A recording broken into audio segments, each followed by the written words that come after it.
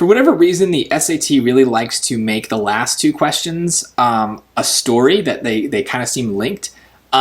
It's not really that big of a deal. Like, it doesn't mean that you need to do both. It doesn't mean that if you don't understand 37, you won't get 38. They're kind of unrelated.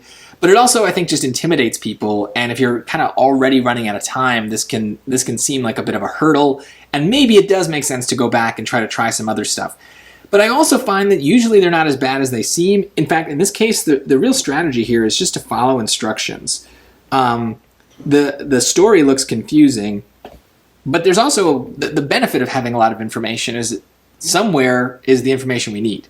So let's see what they say here. According to the table, so okay, we're going to look at the table, not the graph. How many more micrograms of penicillin are present in 10 milliliters of blood drawn from the patient 5 minutes after the injection, then are present in 8 milliliters of blood drawn 10 minutes after the injection?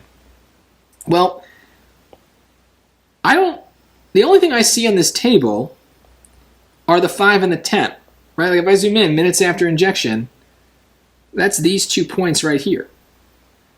So the 152 and the 118 are probably important.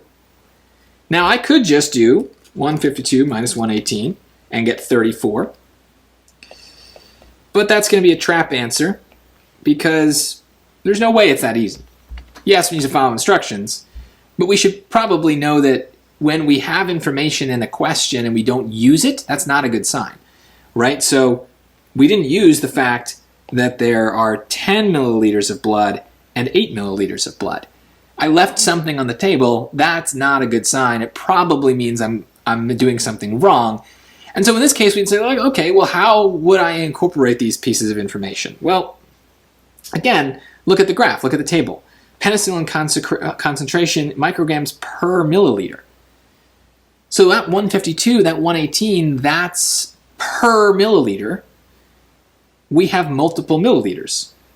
So let's just multiply, right? So let's take our 152 for the 5 minutes, and we'll multiply that by the 10 milliliters.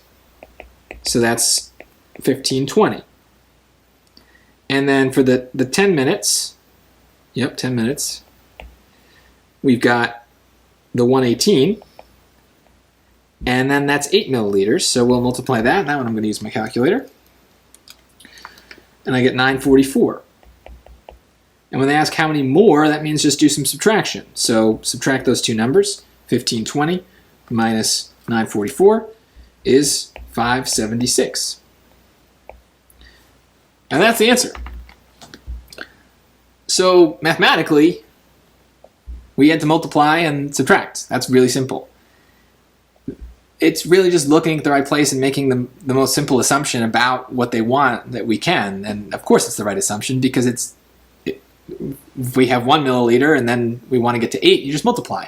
So I don't think this is that bad. I just think it intimidates people because there's a lot of science words, milliliters, micrograms, minutes, a lot of MI kind of words in there, and it starts to blend together. But just take it one piece at a time, go where they tell you, follow the instructions, highlight what you need. You'd be surprised. A lot of times that's all it is, and then the answer just pops out, and that's great. That's a free 10 points.